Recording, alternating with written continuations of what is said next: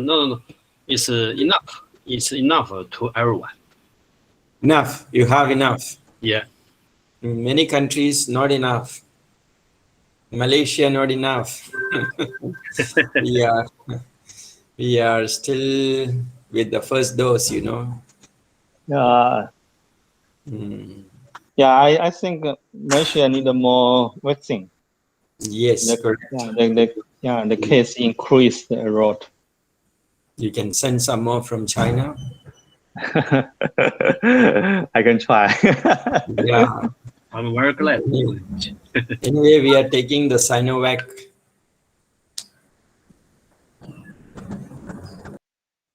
Yeah, Sinovac is the most safe, much safer than others.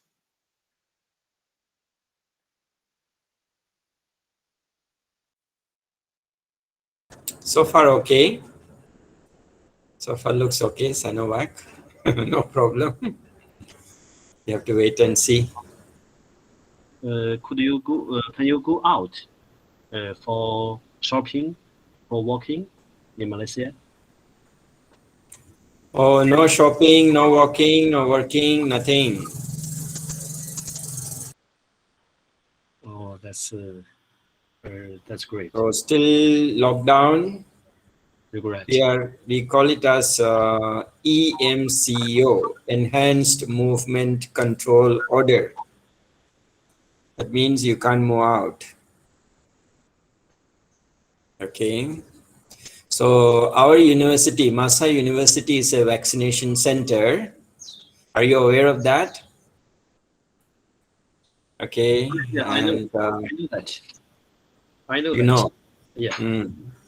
So we all of us are on vaccination duty, including me. So we have vaccinated around, I think around 35,000 so far in the last, how many days? Around 19 days. This is the 19th day of vaccination.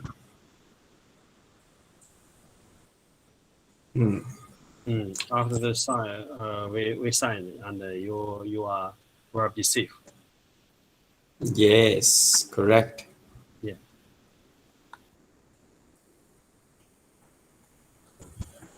Professor, I have a questions for our segment.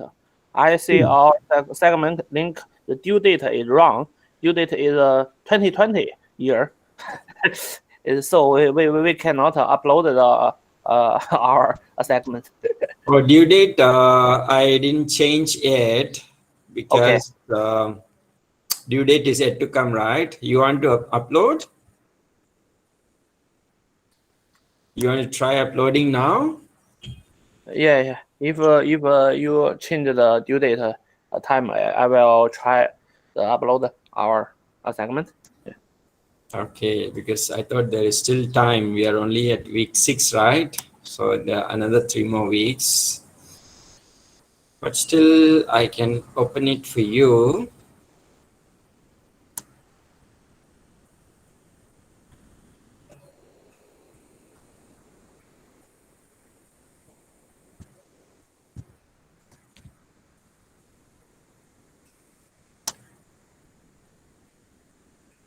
Just give me a few minutes.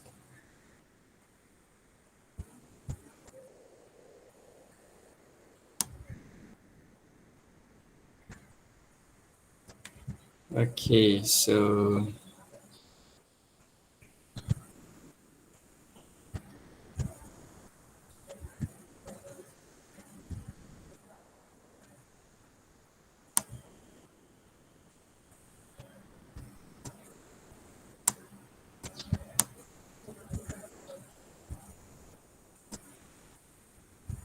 okay. So week 9, right? Week 9. Week 9, the 6, 7, 8, 9. So that is 7th of August, huh? Correct?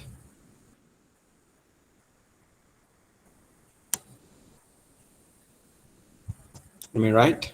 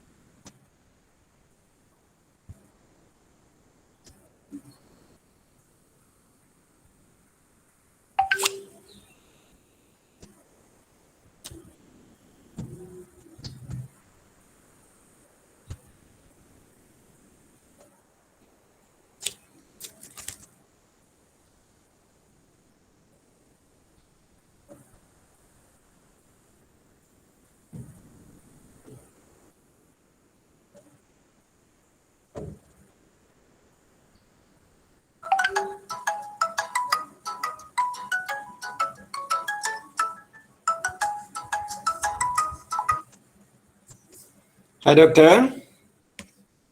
Hello, Dr. Surya.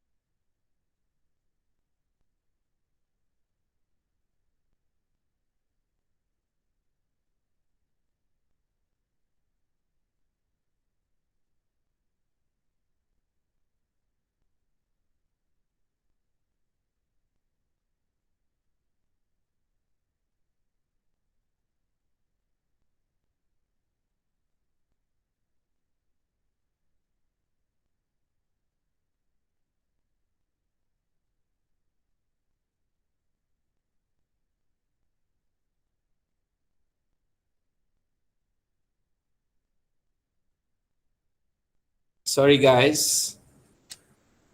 I was on another call. They had some difficulty in the class. So I'm just trying to solve it. Okay.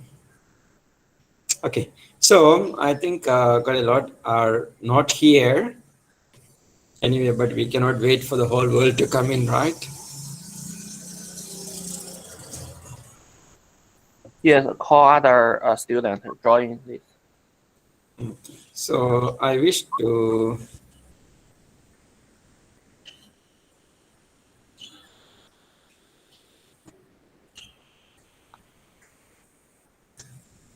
share the assignments with you. I already activated your assignment submission. Okay.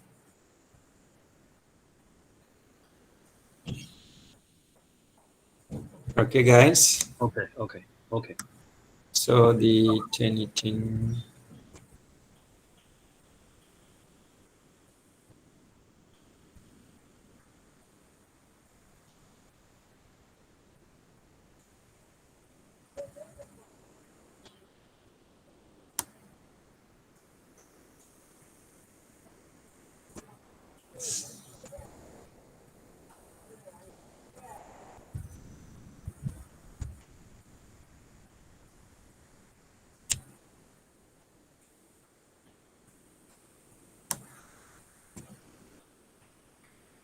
Give me a few more minutes. Let me settle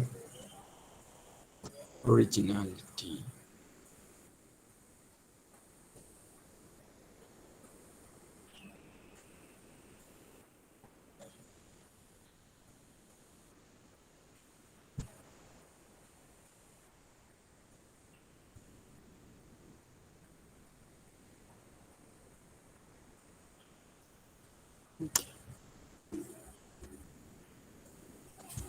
Okay, so the Turnitin link that is given to you, you can resubmit.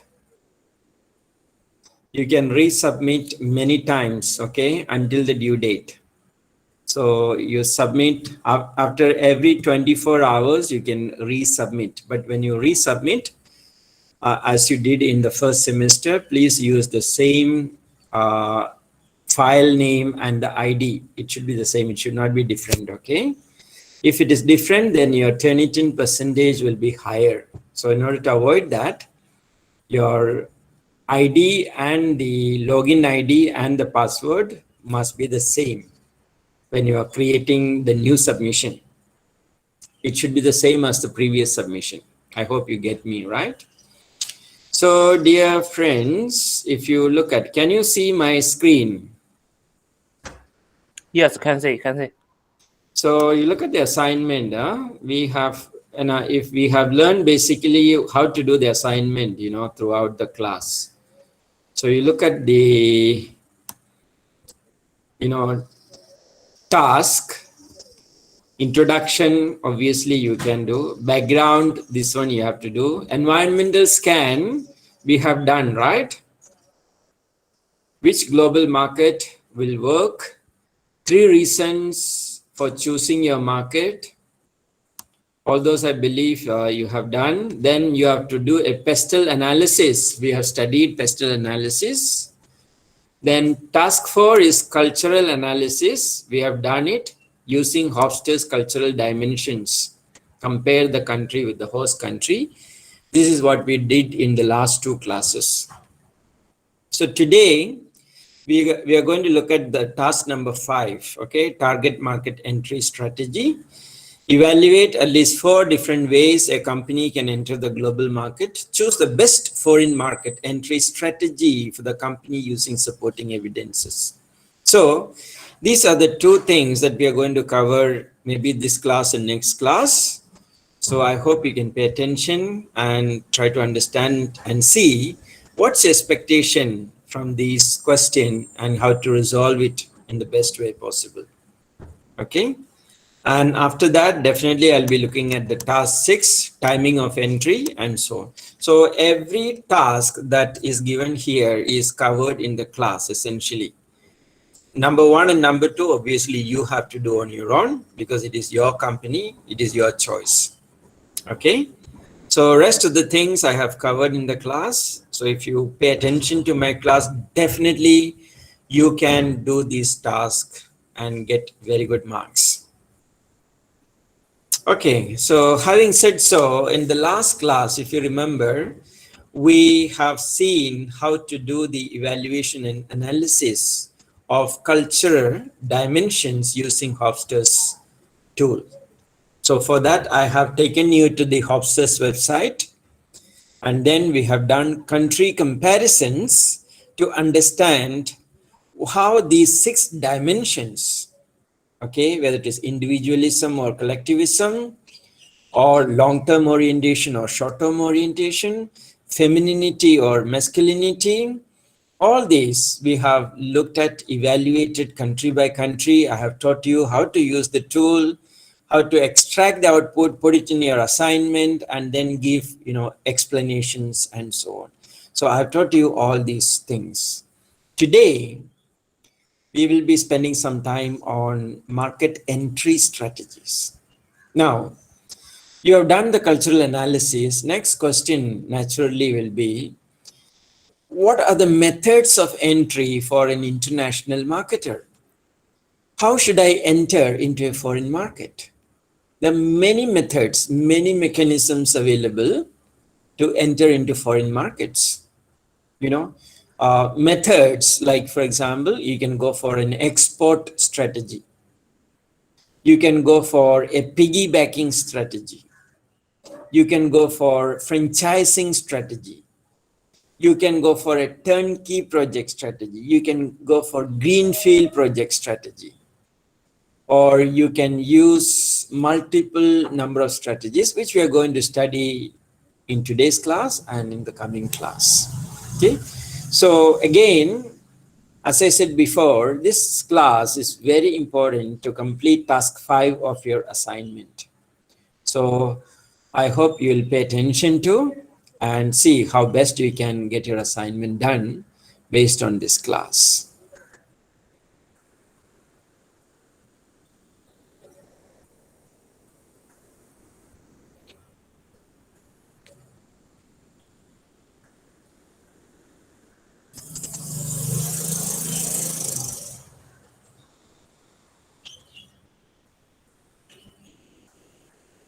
Right, can you see my screen? Can see, can see. Okay, good. So as I told you during the introduction, today we are going to look at foreign market entry strategies. What are the strategies available? Which is the best strategy? How to evaluate which strategy or which strategies to follow? And what are the parameters of making this decision? These are some of the points that we are going to look at today.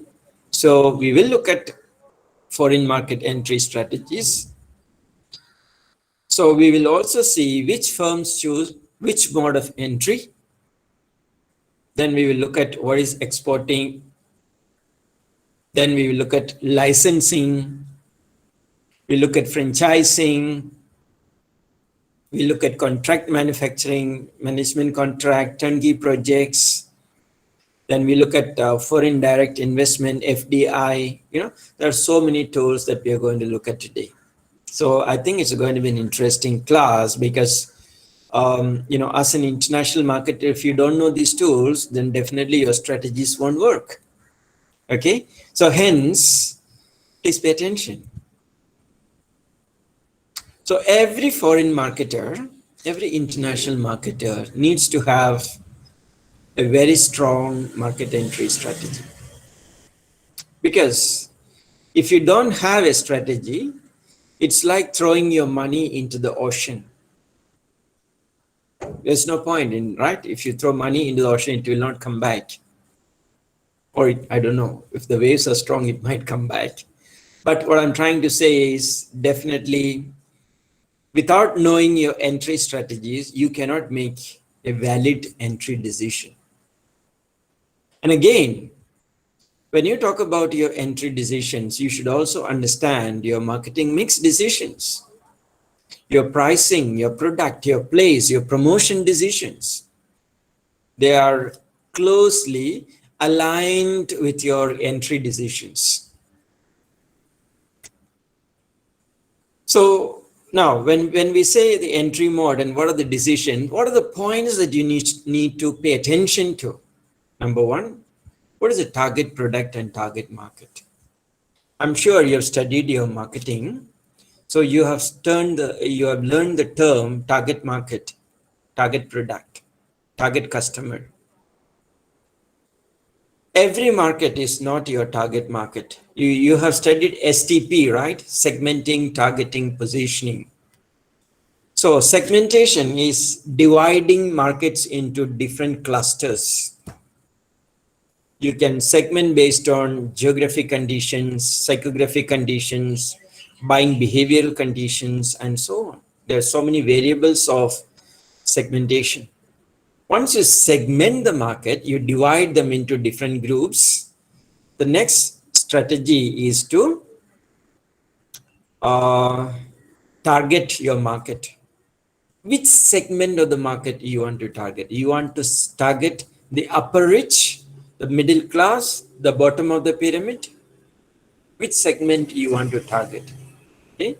You want to target male customer, female customer. You want to target children or adolescents or adults. You understand? You want to target male or female. You want to target college going or you want to target working professionals. or you want to target housewives. You want to target urban customers or rural customers. This is what segmentation is all about. So targeting is narrowing down your focus on a specific set of customers. So once you target, this third stage is segmenting, targeting, and positioning. You position your product to match the segment requirements. For example, if your target market is rich, upper class rich people, so you have to position your product as a luxury product, a high-end product, a product which is exclusive in nature.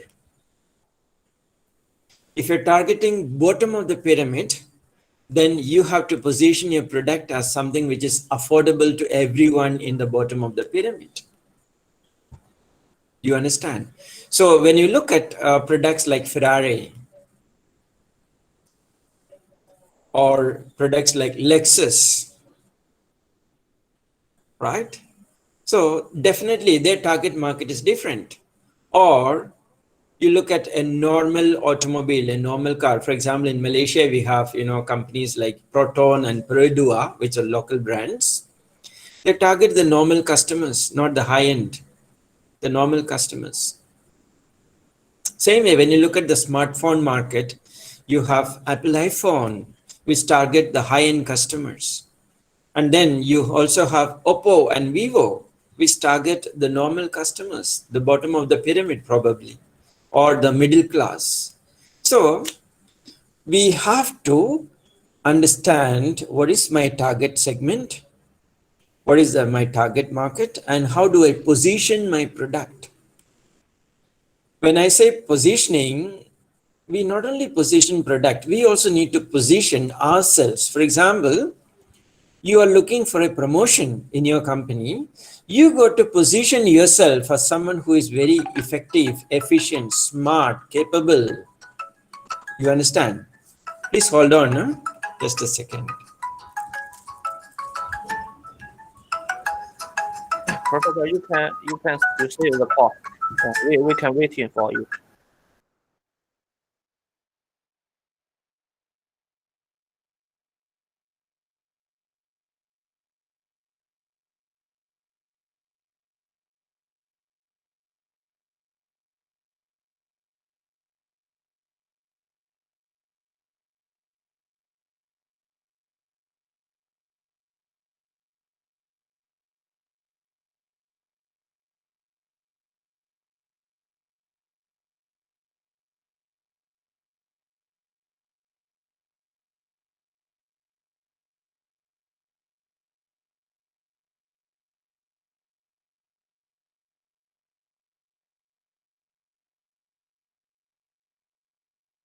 Okay. You will pass me the link, right? Yeah, I'll give me 2 minutes, okay? All right. Okay. Thank you. Thanks. Guys, give me a few minutes. I got to resolve some urgent matter. Please relax for 2 minutes, okay? Okay, no problem. Okay, no problem.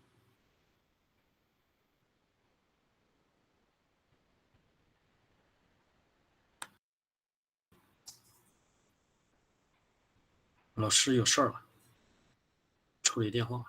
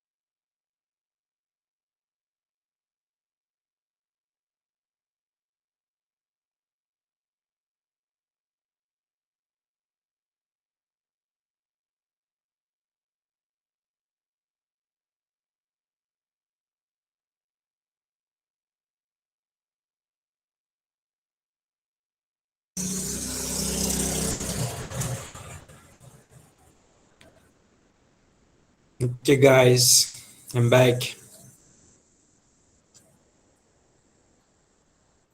Okay, welcome. Fine. Can you see my PowerPoints? Yeah, I can see it very clearly. Okay, good. So, as we're discussing, we are talking about the importance of identifying the target product, target market with the help of segmenting, targeting, and positioning. And then we also need to identify the goals of the target market. What is the objective in the target market? Why you want to enter this market? Is the objective making profit? Is the objective creating awareness? Is the objective competing with the competitor? We need to identify the objective. What is the goal? And then the mode of entry. Mode means method, strategy. You want to piggyback, you want to export, you want to license, you want to do foreign direct investment, you want to go for a greenfield project. It's a mode. And then timing. Timing is again very important. When do you want to enter the market? So the timing shows, because every time is not the right time to enter the market. For example, for healthcare product, this is the best time to enter into the market. There's a huge demand for healthcare products. But whereas for other non-essential products, maybe real estate, housing, there's a slump in the demand. There is very less demand because people are suffering, people have no money, no business, real estate value is plummeting down. So what is the timing? Is the timing maybe year-end festival time, maybe during Christmas, maybe during Chinese New Year, we should enter a market? Let's say if you are looking at an African market, what is the best time in that country? Timing could be associated with a climatic condition, could be related to a political scenario, could be related to a festival, could be related to any other parameters. So we need to identify the timing of the entry. That's very, very important. And then what is the marketing mix plan? Marketing mix, the 4 P's: product, price, place, and promotion. What should be the price? What should be the product? Is the product a luxury product, necessity, emergency, consumer durable, consumer perishable? What kind of product you want to sell? And then your place, that is your distribution network. How do you want to distribute it? You want to have a direct distribution or indirect distribution? Direct distribution means you're going to set up your own distribution network. You have your own fleet of trucks to carry product from point A to point B. Indirect distribution means you're going to appoint a third-party distributor. Maybe a distribution company. So what is your plan? And finally, your promotion. How do you want to promote your product? Are you going to promote it through sales promotion campaigns, advertisements, direct sales, television campaigns, social media campaigns? How do you want to promote it? Or door-to-door campaigns? We need to have a strategy for that. And finally, we need to have a control mechanism to ensure that our performance is moving as per the expectation. So the control mechanism will ensure that whatever you're doing is not deviated, that if there is a problem, that we can take corrective measures and steps. So all these points must be kept in mind while you make the entry decisions. So when you analyze a new market opportunity, what are the factors you need to analyze? You need to look at the market potential. So how do you analyze the market potential? By asking these right questions. What are the questions? Question number 1, how large is the market? Today, how large is the market? And what is the growth opportunity for this market? For example, you want to enter into baby food market in China or in Africa or in Europe. How big is the baby food market? For example, in Europe, the number of babies are growing lesser and lesser because many people don't want to have babies. They want to be having live-in relations, or they want to live as singles. So is that an attractive market? Whereas if you go to, let's say, African market for baby food, there could be a tremendous growth. There's a great potential because they got more babies when compared to Europeans. So the potential could be much higher there. So we need to look at the growth opportunity, immediate future and in the distant future. Which product segments are likely to expand? Not all segments grow equally. Some segments grow faster, some segments grow slower. Like the smartphone market, they expand very fast. They grow very fast. Whereas maybe products related to hospital, healthcare machinery, they may be expanding very fast now because there's a huge demand. But maybe automobiles, maybe the growth will be lesser because people are not focusing on spending a lot of money. Some market may contract. Contract means become smaller and smaller, become lesser and lesser. That's a fly disturbing me, guys. That is not part of the intended action, okay? So you need to analyze which markets are likely to expand, which markets are likely to contract. Which product segments would we like to target? Again, this is what we were discussing before. What's going to be a target market? Which segment? You want to target the middle income group, the high income group, the bottom of the pyramid market? Which one? You need to understand. So what are the key drivers of success in this market? The driver of success could be many factors. It could be volume sometimes. Some places it is, low prices. Sometimes it is high price. Sometimes it is quality. Sometimes it is after sales service. There could be many drivers. Drivers means something that forces you to succeed in the market. Some markets, they are looking for very good after sales service of the product. In some markets, they want exceptional quality. They don't mind the price. Whereas in some markets, they're very price conscious. They want cheap products. In some markets, they want volume, huge quantity. They don't look at the quality. So different markets have got different needs. So how we identified those needs, that's another point that we must discuss. Do these key drivers match our capabilities? For example, the key driver is the market wants exceptional quality of product. Now the question is, as an organization, as a manufacturing company, do you have exceptional quality? If you have medium quality and you're targeting market which is looking for high quality products, there's a mismatch. Or a market which is looking for quantity, not quality, whereas you are focusing on quality, then there's a mismatch. So we have to see what is a driver, whether there's a match between the market requirement and your capability to deliver those requirements. What future changes will likely to occur in the market? The changes could be technology driven. It could be market driven. It could be price driven.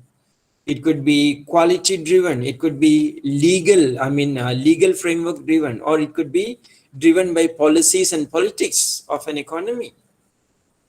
Or it could be driven by, let's say, economic downturns.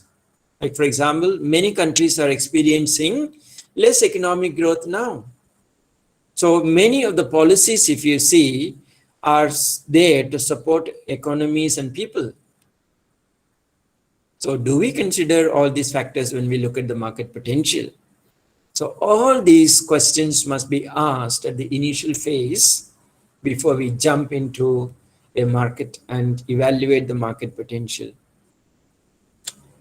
Just give me 2 minutes. Let me see if the problem is settled.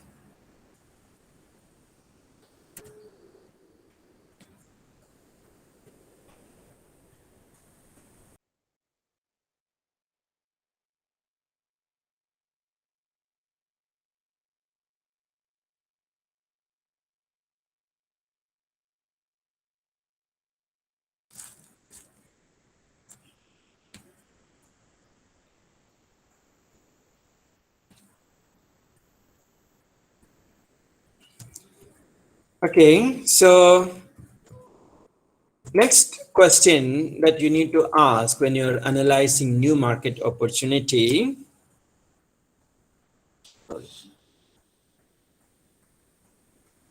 is levels of competition. Now, when I say levels of competition, that refers to the intensity of competition in the market. Certain markets, the competition is zero. That means you are in a blue ocean. We'll study what is blue ocean later, okay, next class. So you are in the blue ocean, there is no competition. Or you are in the red ocean where there is extreme competition. We always learn in Blue Ocean on our strategy courses. You already studied. Yeah. On the morning we learn the strategy course.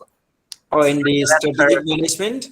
Yeah, strategy lecture introduce the Blue Ocean and the Red Ocean. Very good, very good. So you're quite familiar, right?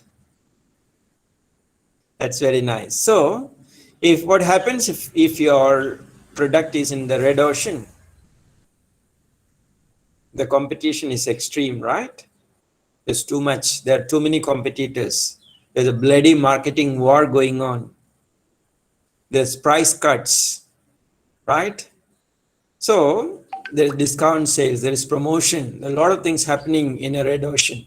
Whereas in a blue ocean, you are the lone player, you're the single player. Not many people are in, not many competitors are there.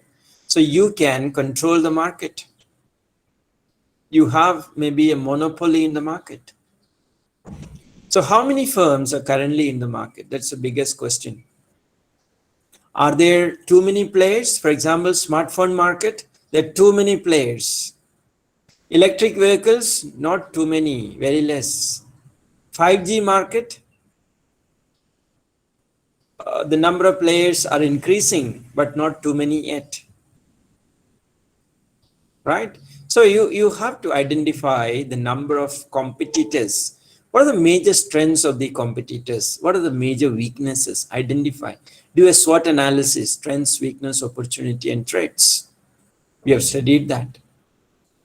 Who is gaining market share? Which competitor is increasing in market share? And who is losing in market share? Why? We need to analyze.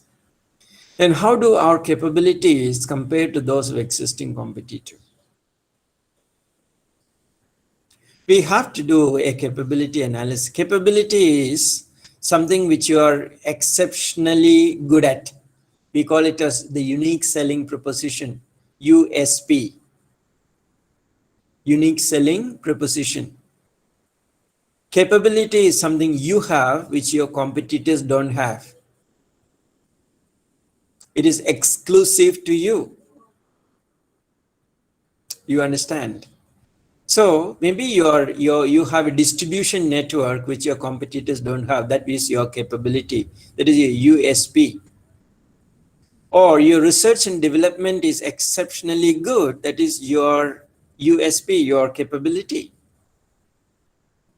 Or the quality of the product is extremely good. That is your capability, which your competitors don't have.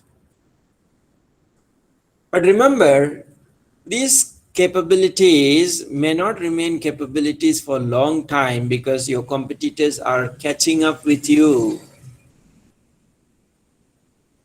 Today it is your capability, tomorrow it may not be because your competitors have acquired the same capability. You understand? So is the industry concentrated? That means, are there too many firms in the same market, targeting the same type of customer, selling the same products, having similar prices? Are foreign firms operating successfully in the market? How many of these competitors, how many are locals, how many are international firms? We need to identify. If you find there aren't many international firms in the market, you need to ask the question, why? Is this an opportunity or a threat? Why no foreign players are there in the market? Is this because the market is controlled? Is this because there is something which we don't know about? What are the primary channels of distribution? Distribution channels, as I said, it can be direct distribution, indirect distribution networks. You can have manufacturer to retailer, that's a distribution network. Manufacturer, wholesaler, retailer, that's another one. Manufacturer, distributor, wholesaler, distributor, that's another network. Manufacturer, licensing, retailer could be one.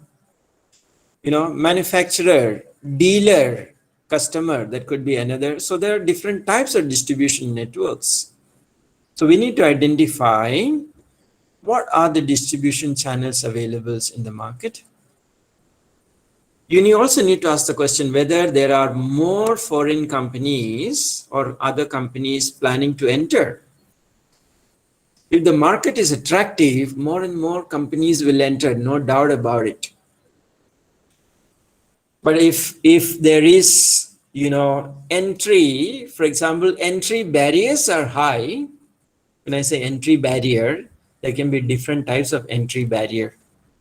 Okay, for example, high capital requirement could be an entry barrier, or high technology requirement could be an entry barrier. Why is not so many players are entering into 5G today? Because not everyone is having 5G network.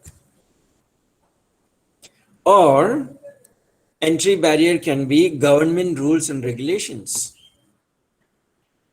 So there can be many entry barriers, So before you enter or you look at all these, you have to also ask the question, what are the entry barriers which may stop me from entering into a foreign market? Look at the legal and political environment. Ask the question, does the government welcome or discourage foreign markets? Has the government erected trade barriers in this market?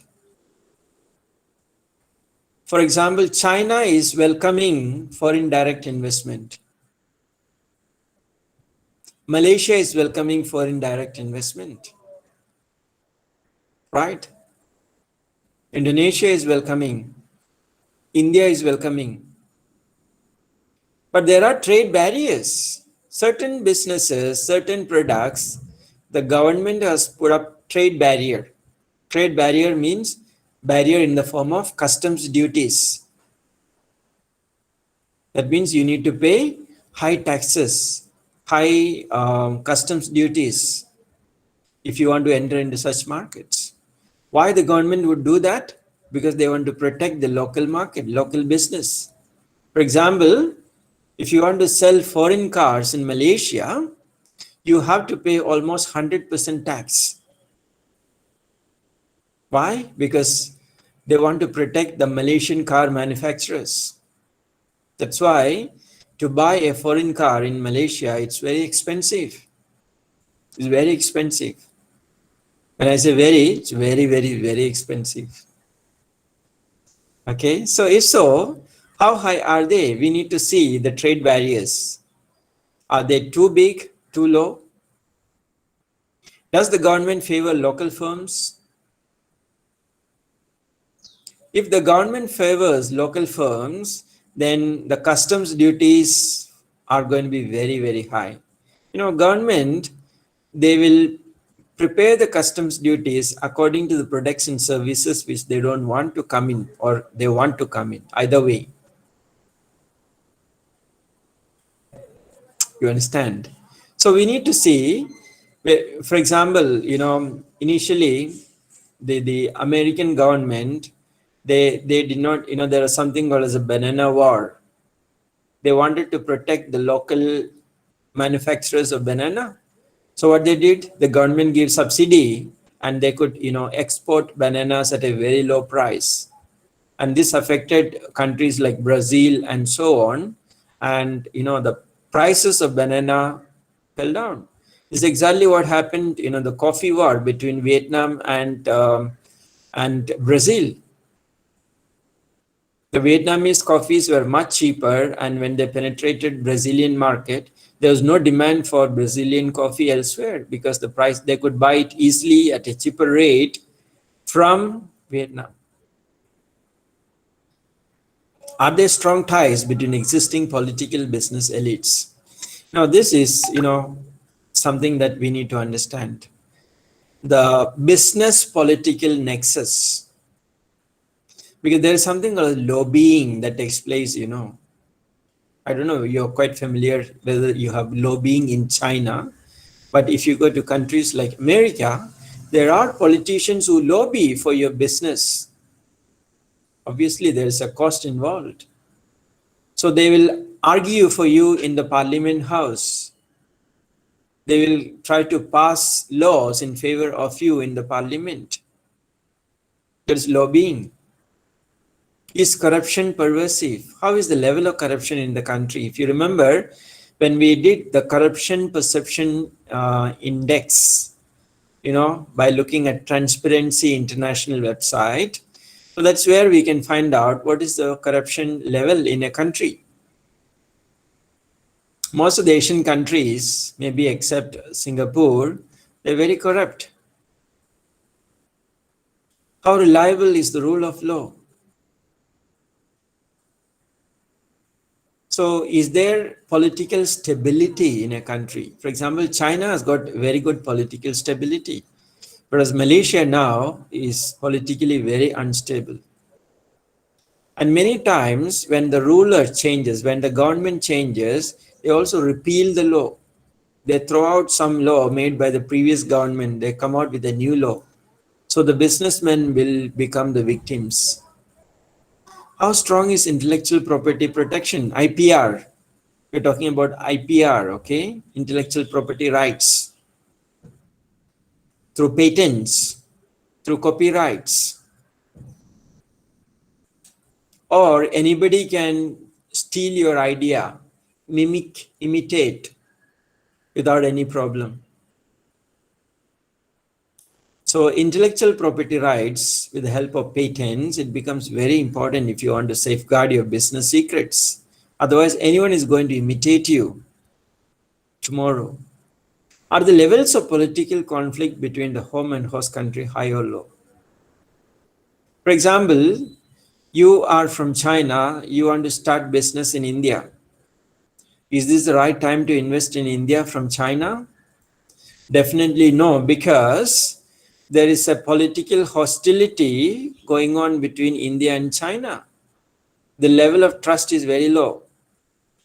There is a border dispute that is taking place.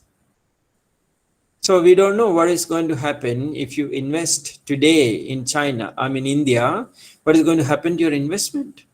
So is the case, let's say you feel, Afghanistan has invited China to come and rebuild Afghanistan, right? Taliban invited you guys. So you think you should go to Afghanistan and invest your money there, but we don't know what is the level of surety of return. Any day there can be a bomb explosion. The political uncertainty is very high. Any day the government can fall. Any day Taliban can capture power from the existing government. So you see, all these factors must be considered by doing this legal, political, environmental scanning before you enter into business, before you start investing your money in a country. Next is sociocultural influence. We have seen this, right, in the last class. Is a product compatible with the local culture? For example, you feel there's a huge market in Malaysia for certain products from China. But the question is, Malaysian markets highly favor halal products. So most of the Chinese products are not halal.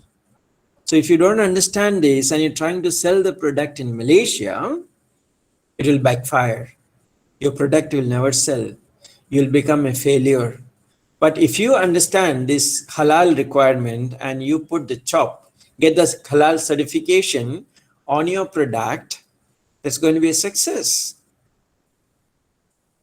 How different is this market from others that we have entered? Maybe your business has entered into European market. Now you're planning to enter into African market. Is it same as European market? Is the consumer behavior same? Is the socio-political economic situation the same? We need to understand this. What motivates workers in this culture? In some cultures, the workers are self-motivated, like Japan. Every worker is very proud to contribute to the company that they work for, because they believe when they work and produce quality products, they're contributing to nation building. But many other cultures, people work to earn money for a living. It has nothing to do with nation building. They're not proud of the company they work for. They're not proud of the country they are in. So what motivates workers, Most of the time, it is money. People just want the money, that's all. Nothing more, nothing less. Do consumers seek out foreign brands? A country like Japan, people prefer local brands more than foreign brands. Whereas a country like Malaysia, people prefer foreign brands more than local brands. So, this is something we need to understand. What is the customer mindset? In some countries, the mindset is that I buy my own country's products. I support my own country. Whereas in some countries, they don't care about their own country. They want best quality. They want better price. They want better deal. That's it.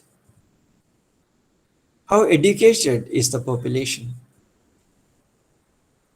Education, to a large extent, defines quality and other benefits that customers are looking for. An educated market is a tough market because they're very demanding.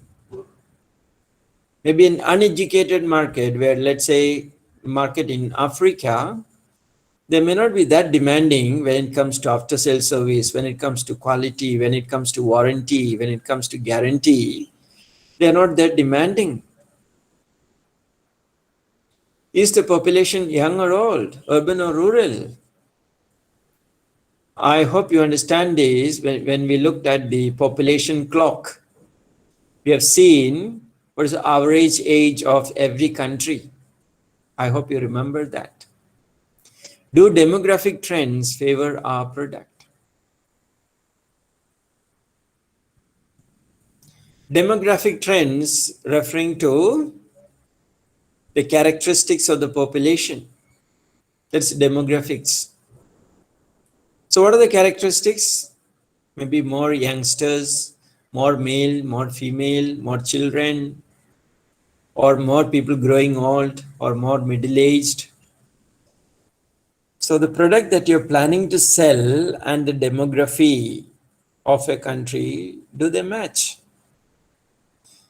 You go to America, people need walking sticks, false teeth, insurance, medicines.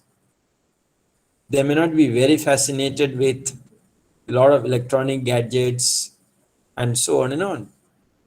Whereas a country like China, where there are a lot of young people, they need people, what youngsters use. They need, fashion and stylish products. They want electronic gadgets. They want lifestyle products and so on. So You see, when we start analyzing all these parameters, the stories start emerging. You get a clear picture of the market. So once you do the market analysis, market opportunity analysis, the next stage is evaluating cost, benefit, risk. Cost could be direct and opportunity cost. When I say direct cost, it is related to the money you are investing in a country. For example, cost incurred on purchase of machinery, cost incurred on labor, hiring labor or paying salary, cost incurred on purchase of land, equipments. These are all direct cost. You also need to look at the opportunity cost. Had I not invested in this country, what other opportunities I would have had, how much of money I would have earned. This opportunity cost. I'm sure you have studied this. So you have to evaluate the cost factor. This is very, very important. Then look at the benefit. Benefit in terms of sales and profits. So sales volume and the profit volume, you need to look at that. Benefit in terms of lowered cost.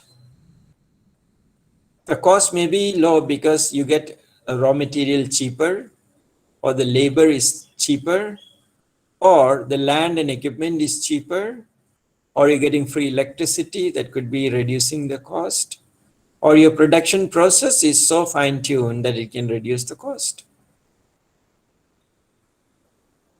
Then foreclosing of markets, competitive advantage, new technology, then synergy. All these benefits you need to really look at. So when we look at the cost, benefit, and risk, so what are the risk factors? Risk when you go to a foreign country could be related to exchange rate fluctuation because you are trading in dollars. A small exchange rate fluctuation can affect you in a huge way because you are dealing with foreign exchange. Then risk in terms of operating complexity. Complexities which involves, the government rules, regulations, guidelines, local political system, rules, regulations controlling, investment patterns, or risk from direct financial losses. Direct financial losses could be maybe because of loss of man hours loss, profit loss, or maybe there was a flood and you lost all the raw materials.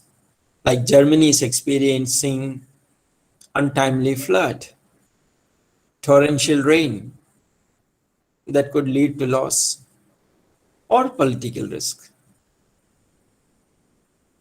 Is there a chance of change in government very soon? Is there an ideological shift taking place? All these are the risk factors that we need to. So you look at the cost, benefit, and the risk factor must be evaluated. So we'll be looking at each of these one by one. Take a 2 minutes break.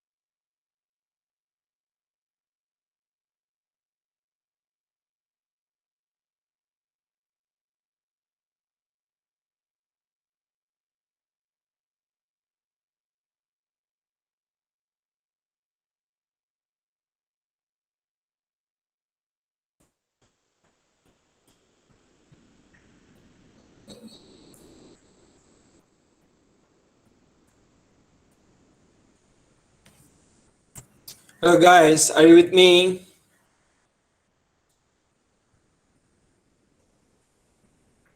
Yeah, we are here. Okay, good. Any questions so far? Have no question. Anybody? No question. All right. So can we continue? Okay.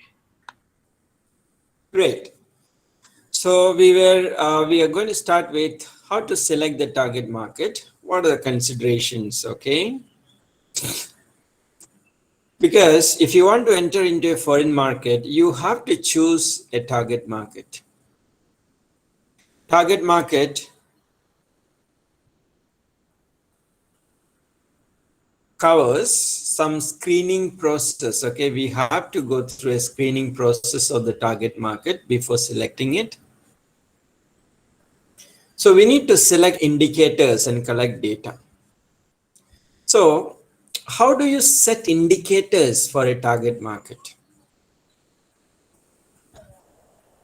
You can set indicators based on your product and the market you're planning to enter.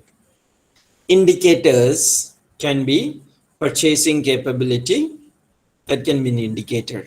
Your purchasing power. The second indicator can be, let's say, political stability. The third indicator can be, let's say, how technology savvy is the market. So you can create your own indicators. And once you create these indicators, gather the data, collect the data. How do you collect data? Through a market survey. So how do you do market survey? One possibility is you conduct your own market survey. You design a questionnaire. You go around asking people, collect data and tabulate the data. The second possibility is you can appoint a market consultant like McKinsey. McKinsey is a world-renowned consulting firm. You appoint them, they will go and collect data for you. They will analyze the data. They will give it to you. Everything. You just pay the money.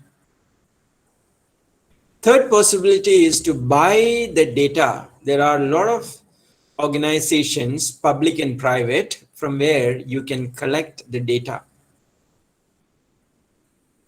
For example, if you want to collect data from Malaysia, you can approach me. I can collect the data for you. I will prepare the questionnaire.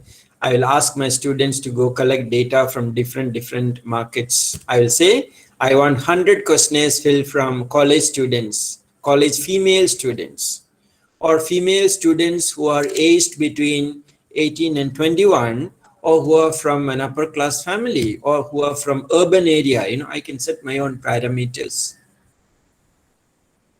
Second possibility, you can appoint McKinsey, as I told you. Third, you can go to the Malaysian Statistical Organization and buy the data from them. So they already have the data with them, you can buy it. But obviously it is not a customized data as I or McKinsey is giving it to you. So that's how you collect the data. Once you collect the data, you determine the importance of country indicators. Country indicators could be GDP growth, or it could be the affluence level, or the middle class, the number of middle class in the market, purchasing power. There can be many country indicators, corruption perception index. All these can be country indicators, and rate the countries in the pool of each indicator. So you list down the countries based on these parameters. For example, you are selecting, let's say, some of the African countries. Let's say you take Kenya, Nigeria, Zimbabwe, Zambia, South Africa, etc. Then you start rating these countries based on these indicators. Then you take the overall score And finally, you tabulate it and see which country comes first. Whichever country comes first, you prefer to invest in that country. So this is the 4-step procedure for screening a market. Number 1, select the indicator, collect the data, then rate the countries, then compute the overall score. Quite easy, right?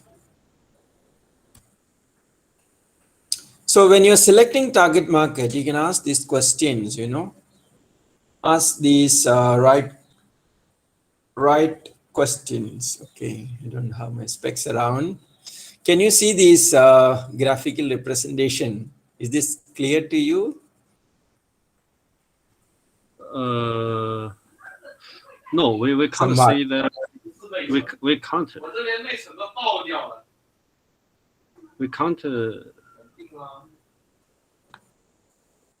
we You can can't see see the, we can see the words. We can see the words, not the oh, picture. it's too small. Don't worry. You have the slides, you can look from there. Okay. Have you downloaded the slides from your LMS? The slides are there.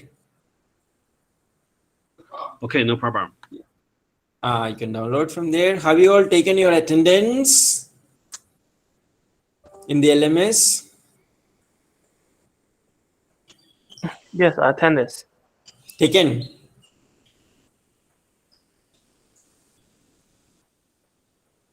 Don't forget.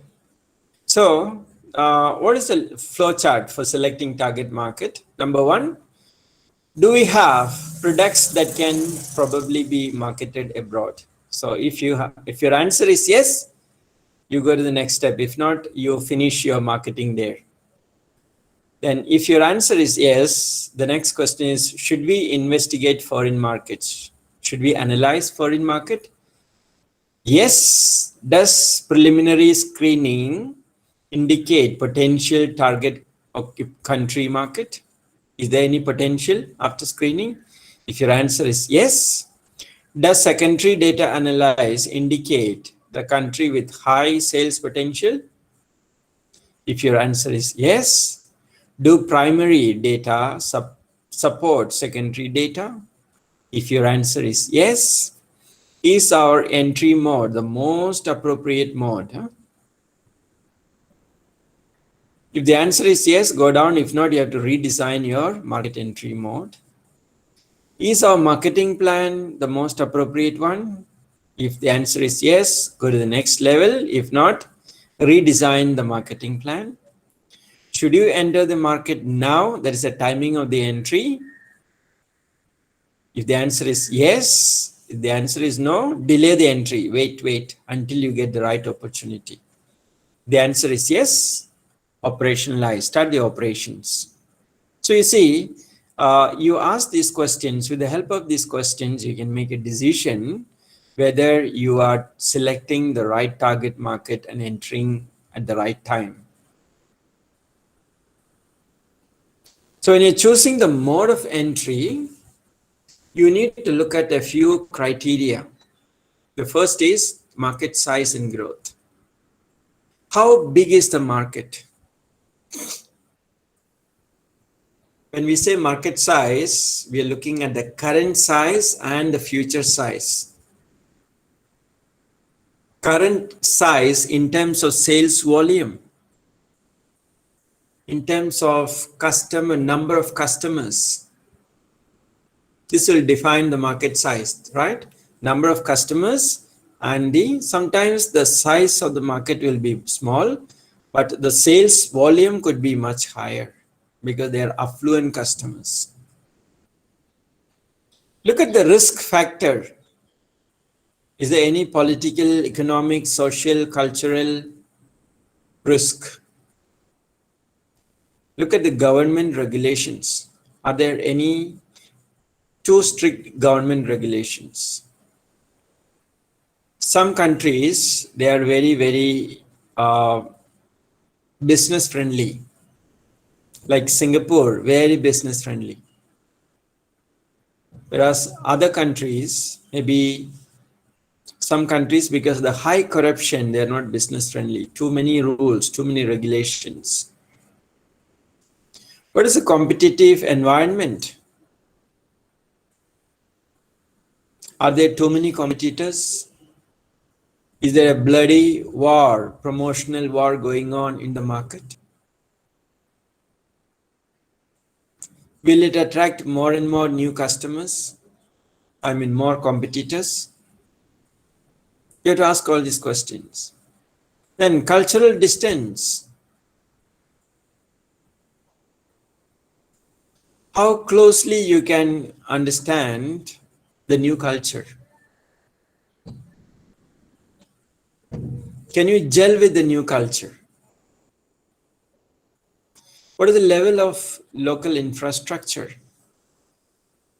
I'm referring to road, rail, airways, waterways, all this infrastructure. Some countries, they give 10 years free power supply, free equipment, free machinery, free land, everything is given free. What is the political climate? Is it stable and steady? So when you start asking questions and when you start getting answers, then you will definitely know whether you should be entering into that market or not.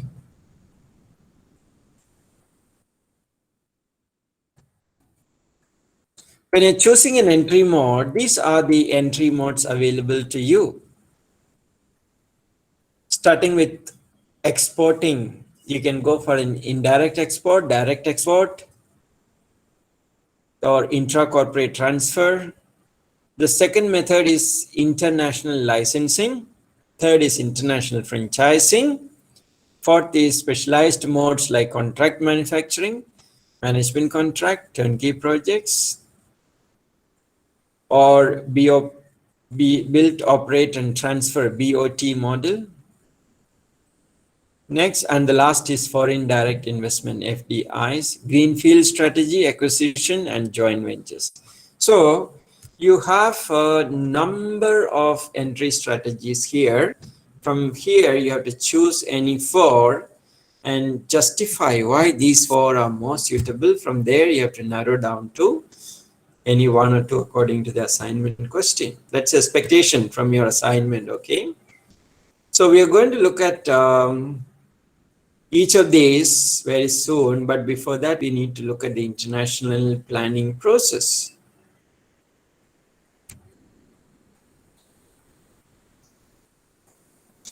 So there are 4 phases, 4 stages, 4 steps in the international planning process. Let's look at each of them.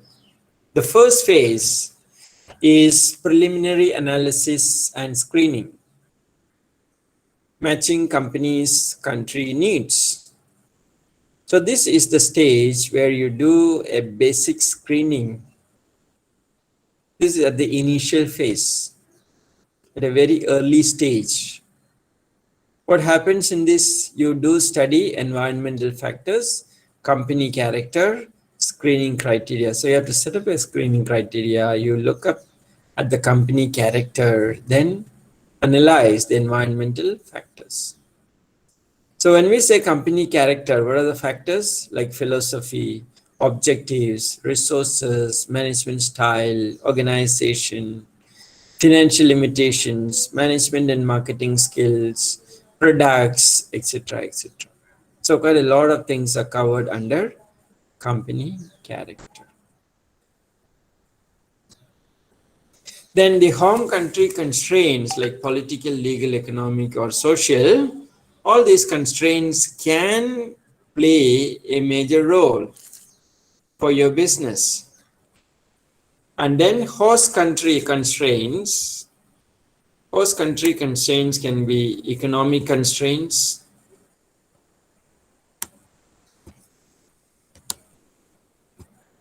political, legal constraints, constraints from the side of the competition, technology constraints. Maybe the market needs new technology, but you don't have the latest technology. Culture, structures of distribution, geography, competition. There's so many host country constraints that we need to analyze before we start entering into a country. Okay. So all these are parked under phase 1, which is preliminary analysis and screening or matching company country requirements. The second phase talks about defining market segments and adapting marketing mix. So in this stage, you define the market segment. So as I told you how to define the market segment, you narrow down the segment. Which segment of the market, which characteristic of the market you want to focus on. So for this segment, what is going to be the marketing mix? Product, price, place, and promotion. You have to think and strategize. So if you want to define the selected segment, then your products, your price, your promotion, your distribution, whatever it is, should be extremely good. Is your product prone to adaptation or mimicking, or are competitors going to copy your product? Is your brand name unique, something different, or it's like any other brand?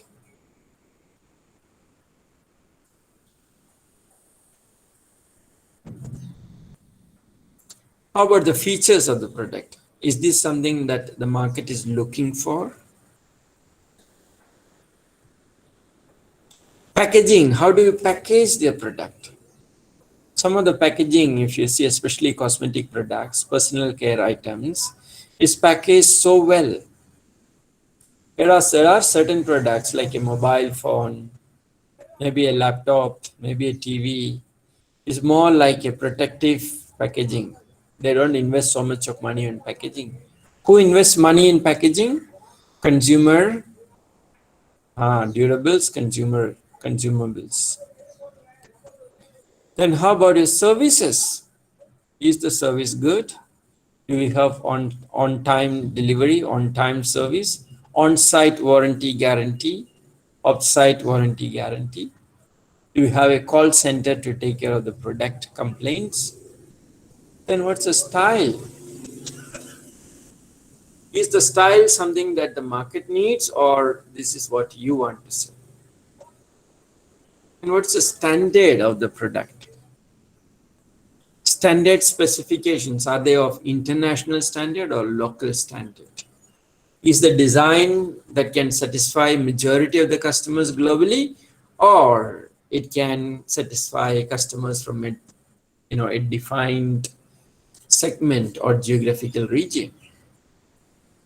So all these parameters, when it comes to product, we must understand. And when it comes to price, you have to look at the discounts and credits. In some countries, there is no credit mechanism. There's no credit system. Whereas in some countries, even if they go to Walmart, they're looking for a credit. That's how the culture works, right? So in Malaysia, nothing works on credit. You want to buy something, you got to pay in cash or in card. But if you go to village areas, countryside, you still find people write the name in a book after they give you the product or service, and then you pay back after 2 weeks or 3 weeks, or whenever your wheat or rice is sold, or something like that. So the pricing is significantly important. If the price is too low, if the price is too high, still it won't attract customers. If the price is too low, the mindset is that there is something wrong with the product. That's why they're selling it at so cheap. The price is too expensive, consumers say, sorry, I can't afford it. Maybe a rich person only can afford it. So how do we balance pricing mechanism? This is very, very important. Third is a promotion. So when we say promotion, it covers so many tools like advertising, personal selling, sales campaigns, media, message, sales promotions, then social media promotions. All these are significantly important. How do we do it? We have to think. And finally comes the distribution channel, the D. D stands for distribution. So when I say distribution, I refer to channels of distribution. Logistics. Nowadays we have a lot of third-party logistics available. That means you produce the goods, they will come and take it, they will distribute it, they will market it, they will do everything for you. They will pay the customs duty, they will get the bill of lading, they will get the chop on the bill. Everything is done by those agents. You don't have to worry. All that you need to do is you produce. Rest of the things they take care. Companies are happy because they don't need to invest their man hours in unproductive tasks. So the 4 P's, product, price, promotion, and distribution, are equally important in phase 2. Understanding market segments and adapting the marketing mix accordingly. Any questions?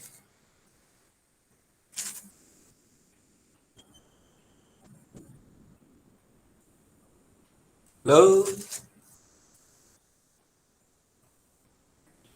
Hi, Professor. All right, if no questions, let's take a break. Okay, thank you.